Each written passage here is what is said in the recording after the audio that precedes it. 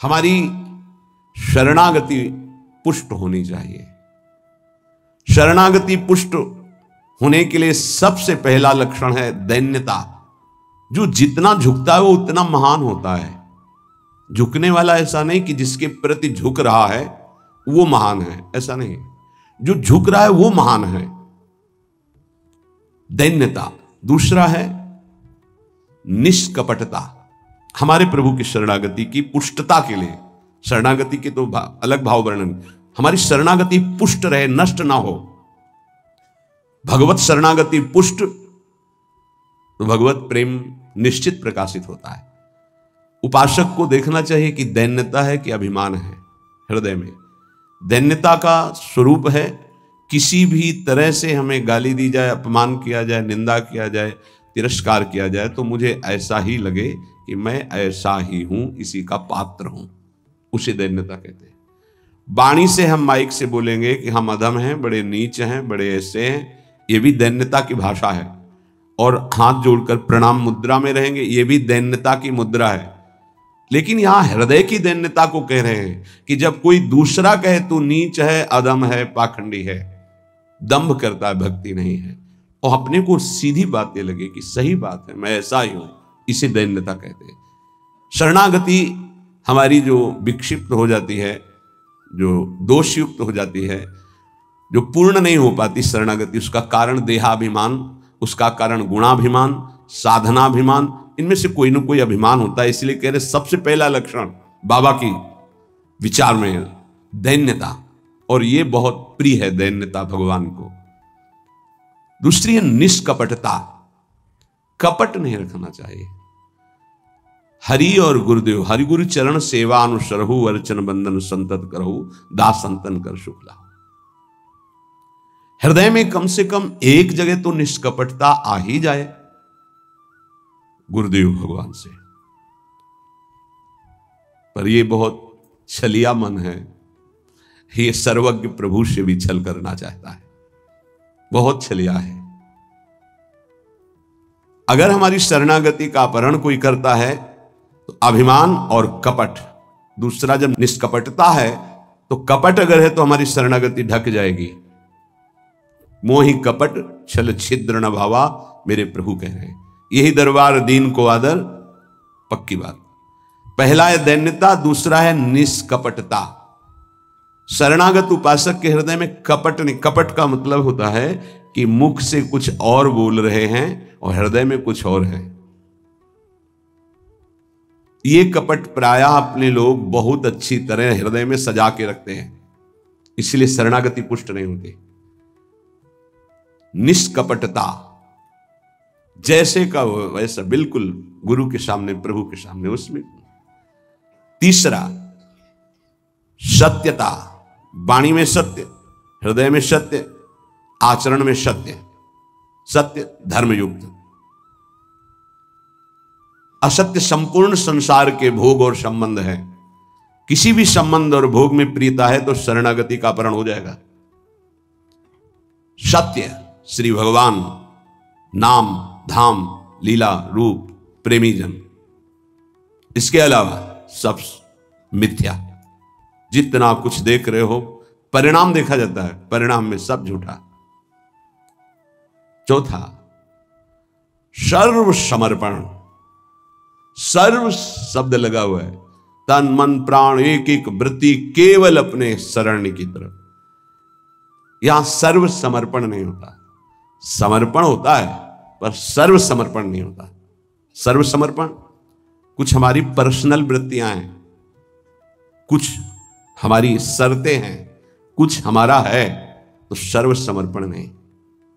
सर्व समर्पण दशरथ जी महाराज के श्रीमुख के वचन, नाथ सकल संपदा तुम्हारी, मैं सेवक समेत सुत नारी, सर्वस्व आपका। जहां कहीं शरणागति पुष्ट पाई गई तो सर्व समर्पण वाले की, वो चाहे राजा ही क्यों न हो, महाराज शिवाजी, वीर शिवाजी, समर्थ गुरु रामदास जी, सर्व समर्पण, पीपा जी, सर्व समर्पण। कैसा शरणागति पुष्टता का ये लक्षण सर्वसमर्पण। पीपाजी महाराज राजभाव में अपने सब राजवैभव के साथ गुरुदेव श्री रामानंदाचार्य जी के तो वहां तो पार्षद खड़े रहते थे, सहज में ऐसे थोड़ी मिल सकते हैं आप। जाके प्रार्थना की, कह दो कि महाराज पीपाजी आए हैं और स्वामी जी के चरणों के दर्शन करना चाहते हैं। जाके सूचना दी, जाके कह दो कि हाँ राजा महाराजाओं की कोई आवश्यकता नहीं, स्वामी जी साक्षात भगवान का स्वरूप रामानंदाचार्य जी आए और उनका महाराज का आदेश है कि हाँ किसी राजा महाराजा की जरूरत नहीं। तो उनको लगा मेरे से कोई गलती हो गई। अच्छा, समस्त राज सैनिकों को, राज पोशाक को, सब और एक साधारण को कहा कह दीजिए कि नीच पीपा दर्शन करना चाहता है श्री चरणों के, अधम पीपा। स्वामी जी से कहा, स्वामी जी ने कहा कह दो यहां खड़े खड़े क्या करता है, और समीप में कुआं है वहां गिर जाए। आए और कहा आदेश है स्वामी जी का, वो समीप में कुआं है वहां आप जाकर के गिर जाइए कुएं में, जो आ गया। स्वामी जी बिल्कुल नजदीक पहुंच रहे हैं कुएं के।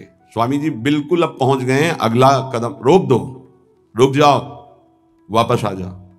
स्वामी जी निकल के आए, दर्शन दिया, जाओ हम स्वयं आएंगे तुम्हारे नगर में, फिर तुम्हें मंत्र और विरक्तता सब प्रदान कर। महापुरुष बना दिया।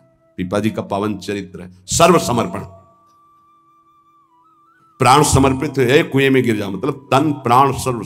पहले में राज धन वैभव, बड़ा शरणागति का महामहिम स्वरूप है। ये समर्पणता तो हम दिखाते हैं, लेकिन सर्व समर्पणता नहीं। कुछ अपना है, कुछ आपकी बात मान लेते हैं, इसलिए वो खिचड़ी बनी रहती, शरणागति नहीं हो पाती। जब उपासक के हृदय में अपना अस्तित्व रहता है तो उसको भक्ति नौटंकी नाटक नजर आती है। अपनी वासना की पूर्ति, अपनी इच्छा की पूर्ति के लिए वो भगवान की उपासना को नाटक समझने लगता है। अगर अपनी वासना, अपनी इच्छा, इसका त्याग कर दिया जाए तो भक्ति का परिचय मिलता है। प्रायः बड़े बड़े महाभागवतों के घर वाले ही, परिवार वाले ही उनको नहीं समझ पाए और उनका तिरस्कार करें। इस बात के लिए वो जैसा चाहते हैं वैसा आप चलिए, उनको जितना पसंद है आप कीजिए। जैसे कुछ भक्तों को कि हमको पूरी रज लगाना पसंद नहीं, बस हल्का सा तिलक लगा लीजिए, क्योंकि आपने गुरुमंत्र लिया इसलिए तिलक लगा लीजिए। ये जरूरी है पूरा मुंह में थोपना, क्योंकि तुम्हारी दृष्टि नहीं है ना, तुम रज पसंद नहीं करते, गाल गोरे पसंद करते हो। ये पसंद करो, ये चमड़ी कब तक रहेगी, नष्ट हो जाएगी, न तुम्हारी रहेगी ना जिसकी देख रहे हो उसकी रहेगी। पतन हो जाएगा, जिन जिन भक्तों का विरोध किया उनका पतन हो गया। ये सर्व समर्पणता भक्ति में जब साधक चलेगा तो अपने आप आ जाएगा, उसको किसी की कोई परवाह नहीं रहती। अपनी भक्ति में कहीं आंच नहीं आने देगा। जीवन की बाजी लगा दी है, अनंत जन्मों से बिगड़ी बात को बनाने चले हैं। तो हम ये देखते हैं कि देवता परिवार वालों की बुद्धि में बैठ करके उसको शरणागति से भ्रष्ट करना चाहते हैं। बस जैसा हम कहें वैसा तुम्हें चलना है। अब भी तुम अपना अधिकार रखते हो, भगवान की कृपा मनाओ कि अभी तुमको कुछ मान रहे हैं इसलिए सुन रहे हैं वो भक्तजन, और ना माने, केवल प्रभु को माने। तो रत्नावती जी ने मूड मुड़ा लिया और खिलाफत में बैठ गई उनकी आज्ञा के खिलाफ। राजन्नाज से त्यागती हूं, इस महल में प्रवेश नहीं करूंगी, केवल श्री भगवान का आश्रय लेकर संतों के बीच में रहूंगी। जो बिगाड़ना है बिगाड़ लीजिए। आखिरकार साष्टांग दंडवत और चरणों में गिरना पड़ा पूरे चरित्र के बाद। तो बहादुरी तो तुम्हारी इसी बात की है कि अपने प्रभु के चरणारविंद में आपने अपने अपनापन का दान कर दिया। अब प्रश्न नहीं खड़ा होता, तुम साधना का स्वरूप क्या जानते हो? अरे चित्त प्रभु में लगा है, पूरा दिन हो गया उठे ही नहीं आसन से। भगवदाकार वृत्ति है आसपास सब। बड़े सिद्ध महापुरुष की बात कह रहे हैं, पूज्य श्री श्रीधर बाबा। इतनी रज होगी पूरे सिंहासन में, इतनी ऊंचाई से, क्योंकि परिक्रमा नजदीक काली धे के। और उनको शरीर की शुद्ध नहीं तो कब वो रज पूछे। मच्छरदानी लगी थी, मच्छर क्या पूरा हाथ चला जाए, और 10-5 छिपकली उस मच्छरदानी में चिपकी रहती थी। बस ऐसे घुस गए अंदर, बस पूरा कमरा कहीं जाला, कहीं ये कहीं वो। जब बाबा इसे साफ, अरे नहीं भाई चलो तुम बाहर ऐसे रहने। जहां उनकी स्थिति है, कभी कभी ऐसी स्थिति देखी है कि जो वाणी से नहीं बोल सकते, ऐसी अनिर्वचनीय स्थिति। आंखों से अश्रुधारा, शरीर कांप रहा सैया पे, छूने की हिम्मत नहीं, चरण चापने गए। होश ही नहीं बाबा को, ओठ फड़फड़ा रहे हैं, कैसी भगदाकार एकदम स्थिति। जब उपासक चित्त प्रभु से जोड़ेगा तो ये सब अच्छा नहीं लगता। बढ़िया संगमरमर, बढ़िया सैया, बढ़िया नहीं खान पान ते भावे है, नहीं कोमल वसन सुहावे है, सब विषय लगे ते खारा है, हरि आशिक का मग न्यारा है। क्या चल रहा है? ये दिमाग क्या कह रहा है? हर भाव हमारा केवल लौकिकता से जुड़ता है। भजन को क्या जाना है? लौकिकता सिद्धांत को भजन माना जाता है। इसीलिए यहां शरणागति की ये अलग कोटि से वर्णन कर रहे हैं बाबा। नहीं, नवधा भक्ति का जो वर्णन होता है ना, उसमें श्रवणम कीर्तनम स्मरणम, शरणागति को बचाने की बात, पुष्ट करने की बात, पूर्णता की बात। पांचवा सर्वाधारता। कोई भी हो, सबका आधार भक्त बन जाता है, घोर विषयी को भी रास्ता दे देता है। चलो ऐसे चलो भगवान के मार्ग। सच्ची कहते हैं, कोई अगर भक्तों के हृदय को जान जाए तो लूट ले, माला माल हो जाए, पर वो भगवान ऐसी सीमा रखते हैं कि तुम जान ही नहीं सकते हो। जैसे कोई फिसल के गिर गया है तो आप खड़े होके नहीं उठा सकते हो, फिसल के गिरने वाले की गिरने की स्थिति में पहुंचना पड़ा, वैसे ही झुक के, वैसे ही गिर के, फिर उसे उठा करके फिर खड़ा किया गया। जितनी स्थिति में वो गिरा हुआ उसी स्थिति में पहुंचकर उठा। उसको क्या जरूरत है झुकने की? जिसने अपने जीवन में कभी भोगों को, विषयों को, संसार को, गृहस्थ को स्वीकार ही नहीं किया, वो तुम्हारे बीच में घुसकर तुम्हें पकड़कर जहां तुम हो वैसी स्थिति से उठाकर ऊपर खड़ा कर रहा है। अगर तुम सही उपासक होते तो दृष्टि मात्र से तुम्हारा उद्धार हो जाता, लेकिन तुम उस बात को नहीं समझते हो। इसलिए ये सब व्यवहार अपनी स्थिति से उतरकर और झुककर तुम्हारे समान बनकर तुमको उठाया जाता है। सर्वाधारता, उस नहीं समझ पाओगे, नहीं समझ पाओगे। काम से, स्नेह से, भय से, क्रोध से, द्वेष से, किसी भी तरह से वो जुड़ जाए केवल तुम्हारी वृत्ति उनसे, वो संभाल करके उठा करके सच्चिदानंद में जोड़ देंगे। चाहे भगवान से जुड़े या भगवत प्राप्त महात्मा से, भगवत प्रेमी से जुड़े, वहीं पहुंचा देंगे। नंग धड़ंग शराब पिए हुए गंगा जी में खड़े हैं, उपद्रव कर रहे हैं, नारद जी महाराज के सामने अभद्र स्वरूप में खड़े। ये पशुता तुम्हारे अंदर केवल धन वैभव के अभिमान से आई है। तुम कुबेर के पुत्र हो, ये हालत तुम्हारी। जाओ, मैं तुम्हें शाप देता हूं, तुम वृक्ष योनि को प्राप्त हो जाओ। लगा ना कि महात्मा बहुत कड़ुआ स्वभाव प्रकट कर दिए, बहुत करुणा कर दी। हालत क्या थी, पहुंचा कहां दिया? वृक्ष तो बनो पर नंदालय के। जाओ, तुम्हें सच्चिदानंद भगवान का दर्शन, संभाषण और स्पर्श प्राप्त हो, जो बड़ी बड़ी साधनाओं से नहीं प्राप्त होता। और नारद जी ने शाप दे के प्राप्त करा दिया। दामोदर गोविंद भगवान के उदर में बंधा हुआ वो उखल है, घसीटते हुए वहां जाते हैं, यमलार्जुन के बीच में फंसा देते हैं, मारते हैं अखिल शक्तियों के स्वामी। जरा सा झटका, उखड़ कर दोनों वृक्ष गिर जाते हैं। उनसे दिव्य रूप धारण करके यही प्रकट होते हैं जो यमलार्जुन बने हुए थे। नलकुबर मणिग्रीव शायद ऐसा नाम है। भगवान का दर्शन, संभाषण, स्पर्श। साप दे दिया तो ये प्राप्त हुआ। विचार करके देखो, समझ में नहीं आता। जीव को समझ में नहीं आता कि हमारे ऊपर कितनी कृपा है। सर्वाधारता, इस शरणागति की पुष्टता का लक्षण है। वो सबका आधार बन जाता है। जैसे हमारी सबकी आधार भूमि है, ऐसे वो भक्त बन जाता है। रखो मेरे ऊपर पैर, निकल जाओ भगवान की गोद में जाओ।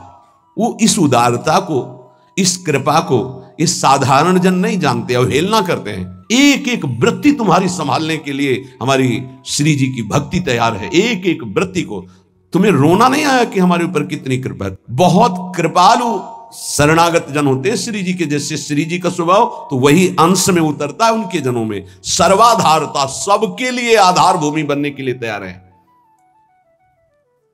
छठवां, पूर्ण विश्वास अपने इष्ट पर। जैसे राम काज के लिए लंका में प्रवेश कर रहे हैं हनुमान जी महाराज, घोर निशाचरी स्थिति है लंका में। अब एक महाभागवत तो बहुत जो भी प्रवेश कर रहे हैं तो पहले श्री राम जी का स्मरण करके अपने हृदय में भगवान को देखकर हृदय में स्मृति बसा के प्रवेश करते हैं। क्या भाव? प्रविश नगर की जय सब काजा, हृदय राख कौशलपुर। जब किसी भी साधक या किसी से भी भगवान का निज जन उसे उठाने के तो पहले प्रभु जा रहे हैं, बहुत फिसलन है नाथ, पकड़े रहना। जैसे कोई डूब रहा है उसको निकालने जा रहा है, प्रयास करेगा, लेकिन वो जो डूब रहा है वो प्रयास करेगा उसको डुबोने का, क्योंकि वो सांस लेना चाहता है। ऐसे जो काम में डूब रहा है, क्रोध में डूब रहा है, मोह में डूब रहा है, नाना प्रकार के भोगों में डूब रहा है, उसको निकालने के लिए जाओगे, वो पहले तुम्हें उसमें डुबोने की कोशिश करेगा। तुम्हारे अंदर काम, तुम्हारे अंदर क्रोध, तुम्हारे अंदर लोभ, क्योंकि उसी वृत्ति से वो अपना भाव स्वीकार करेगा। तब श्री जी से पहले बात होती, श्री जी, हे प्रभु, हे प्रियाजू, बहुत फिसलन की जगह में आपकी सेवा कार्य होने जा रहा है। उस जीव को पकड़कर उसकी वृत्ति को आप तक स्वामी आप पकड़े रहना। आप ऐसे पकड़ो, हम ऐसे पकड़ते हैं, तब हो सकता। अगर आपने छोड़ दिया तो बहुत फिसलन में है, गिरने की संभावना है। पूर्ण विश्वास दृढ़, मेरी स्वामिनी इसका मंगल करके रहेंगी। 7वां, सर्वाराध्यता। ऐसा भाषण, ऐसी चेष्टा, ऐसा व्यवहार कि वो सबके द्वारा पूजनीय बन जाए। ये शरणागति का 7वां लक्षण, सर्वाराध्यता। उपासक का ऐसा स्वभाव, ऐसा व्यवहार, मृदुता कि सब उसकी आज्ञा का पालन करने लगे। ऐसी इस शरणागति की पूर्णता का स्वरूप सर्वाराध्यता। हंस बोले बहुमान दे। सर्वाराध्यता ये उनका गुण होता है। नहीं नहीं कोई बात नहीं, आप ऐसा शांत हो जाइए, आप कोई बात नहीं, बहुत सावधान। शरणागति कोई खिलवाड़ नहीं, और शरणागति हो गई तो सब पूर्ण हो गया। अखिल लोक चूड़ामणि भगवान शरणागत के अधीन हो जाते, अहम भक्त पराधीन हो। 8वां है अनन्यता। अपने इष्ट की, कल एक उपासक की परीक्षा का समय आता है, छमाही सालाना चर्चा हो। उसका शब्द था कि शरीर छोड़ना मेरे लिए सहज है, लेकिन उपासना के विषय में एक भी शब्द में किसी से भी, चाहे वो रिश्ता हो, संबंध हो, स्वीकार नहीं कर सकते। बहुत देखा, बहुत सुना, बहुत सब। अब उपासना के विषय में अगर मेरी उपासना में कोई बाधा पड़ेगी तो मैं सब कुछ छोड़ सकता हूं। शरीर छोड़ना मेरे लिए सहज, उपासना नहीं। उपासना में अगर कोई नहीं, बस इस बात से उस समय तो नहीं कहा जाता बड़ाई कि हाँ शाबाश, नहीं, ठीक है, ठीक है, अच्छे विचार। एकांत में जब मनन होता है तो आशीष निकलता है। हाँ, ऐसे ही अपने आराध्य देव की अनन्यता पे फर्क नहीं पड़ना चाहिए, इसी से भगवत प्राप्ति होती है। हे 4 दिन के पति पुत्र परिवार के संबंध हैं, अनंत काल का संबंधी मेरा, उससे मिलने का अवसर आया है। अब ये सब माने हुए नहीं, जो है उनके लिए है। प्रभु मेरे प्रीतम, मेरे पति, मेरे प्राणनाथ, मेरे जीवन, ये माने हुए हैं। 30 वर्ष पहले तुम जानते भी नहीं थे कि कौन है जिनको तुम पति पुत्र परिवार प्रीतम क्या क्या भाव, और 30 वर्ष बहुत बहुत प्लस और जोड़ लीजिए, इसके बाद खाक में मिल जाएगा तुम्हारा तन और उनका भी तन। ना वो संबंध रहेगा, ना वो परिचय रहेगा। संबंध भी नहीं रहेगा, परिचय भी नहीं रहेगा। तो परिचय जिससे बनाने आए हैं, अब ये जन्म केवल उनके लिए। ऐसा नहीं है कि कोई भक्ति में चले तो रसगुल्ला और रबड़ी यही खाते भक्ति होती, वो एक अलग भक्ति होती है। जैसे आपकी साधना बढ़ेगी तो आपके साथ विरोध शुरू होगा, और अगर विरोध में वही स्थिति रही, एक रस अनन्यता, तो आपकी सिद्धि नहीं। तो क्या बिगाड़ा था देवर विक्रम का? पूरे जीवन भर वो विरोध। क्या बिगाड़ा था नरसिंह मेहता जी ने अपनी भाभी का? जीवन भर भारी विरोध। क्या बिगाड़ा था विभीषण जी ने रावण का? भला ही तो कर सभा में लात मार के भगा दिया। क्या बिगाड़ा था विदुर जी ने धृतराष्ट्र और दुर्योधन का? गांव के बाहर एक अकिंचन की तरह कुटिया बना के नहीं पानाते। ये बहुत सूक्ष्म विषय। अपने इष्ट की अनन्यता में कोई फर्क जीवन में नहीं आना चाहिए, चाहे जैसी परिस्थिति आ जाए। इष्ट और गुरु संबंध में कोई फर्क नहीं पड़ना चाहिए। बहुत संबंध देखे, हर संबंध का निर्वाह उतना ही करेंगे जितना इष्ट और गुरु के संबंध में बाधा नहीं पड़ेगी। इष्ट और गुरु के संबंध में बाधा पड़ जाए से हर संबंध में आग लग जाए। जाके प्रिय न राम वैदेही तजिए ताहि कोटि वैरिशम जद्यप परम सनेही। अगर अपने को समझता है कि मेरे द्वारा भरण पोषण होता है, जात से तेरा पानी भी नहीं पिएंगे, देखते हैं शरीर चलता है नहीं, निकल करके हम चौराहे पे बैठ जाते, देखते हैं वो विश्वंभर मुझे रखता है कि नहीं। वो अनंत ब्रह्मांडों का सृजन करने वाला एक क्षण में सब कुछ ठीक कर देगा। क्या चरित्र भक्तों के ऐसे ही मनोरंजन के लिए नहीं पड़े जाते? ये आदर्श है। महाजनों गतेन सपन था। रत्नावती जी के लिए मारने के लिए क्या उपाय नहीं किया माधव सिंह ने। मैं राजा हूं, मेरी ये रानी, और ऐसा उदंडता मूल मुड़ा के संतों के बीच में बैठना। सीम की चाप सके को तासु बड़ रखवार रमापति जासु।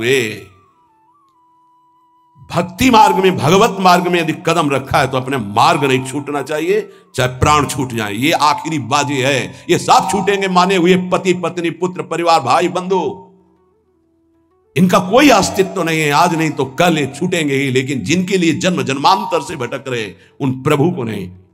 अगर तुम्हारी समझ में आ रही हो तो बात पकड़ लो।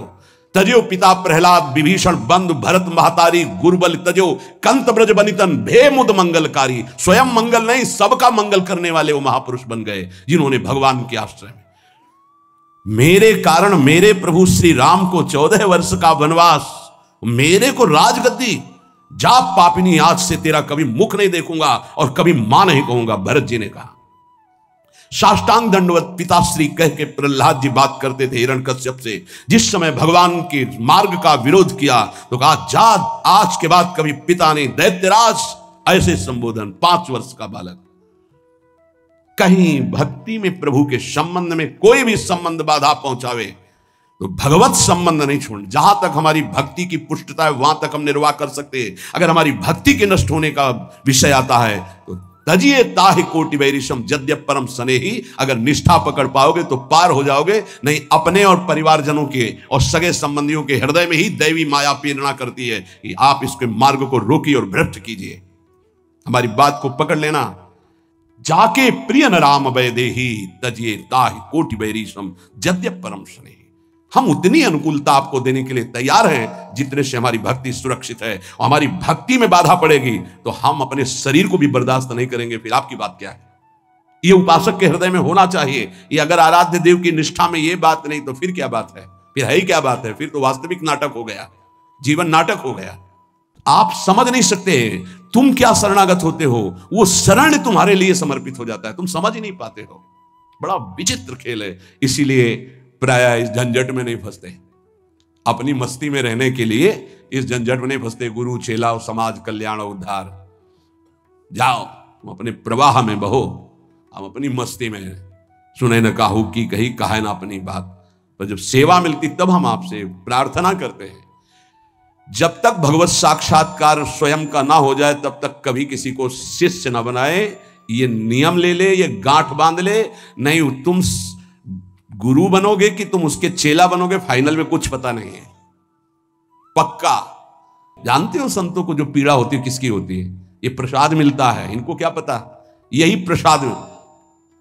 अगर आपको प्रमाण मानकर किसी ने प्रश्न किया और आपने उत्तर दिया और उसमें कोई गलती है तो उसका नर्क आपको भोगना पड़ेगा, दंड आपको भोगना पड़ेगा। आपने कह दिया जाओ सब कुछ माफ, वो पूरा हिसाब आपके ऊपर लागू होगा। ये कोई खिलवाड़ समझते हो? उत्तर दे देना कोई खिलवाड़? बातें बनाना उत्तर नहीं होता।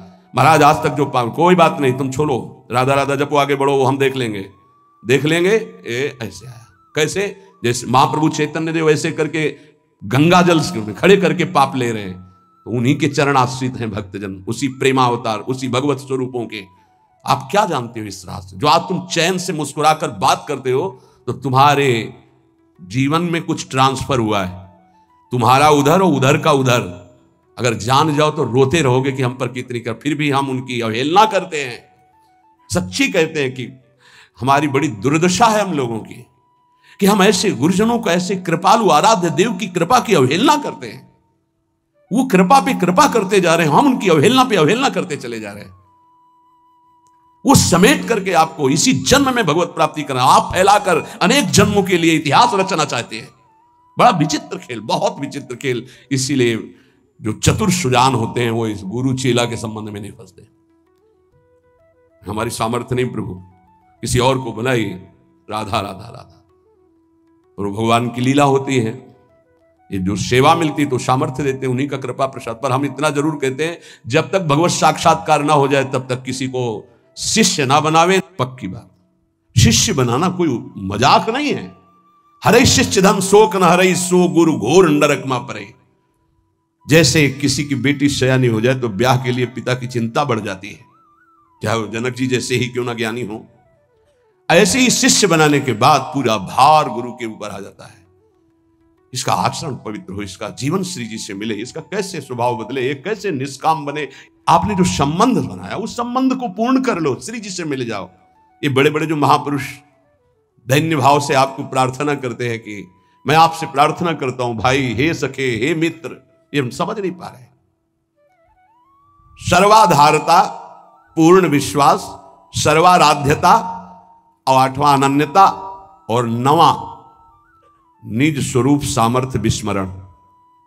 ये शरणागति, पूर्ण शरणागति, निज स्वरूप सामर्थ्य विस्मरण, ये प्राय प्रेमी जनों में पाई जाती है। अपार सामर्थ्य है लेकिन एक साधारण आदमी उनको अपमानित करके चला जाता है, कभी दंड विधान नहीं करते। करत जे अनुसैन निंदक तिनहु पे अनुग्रह कियो। निज स्वरूप विस्मरण, आराध्य देव में इतनी तन्मयता कि मैं आराध्य देव का चिंतन कर रहा हूं ये भी भूल गए।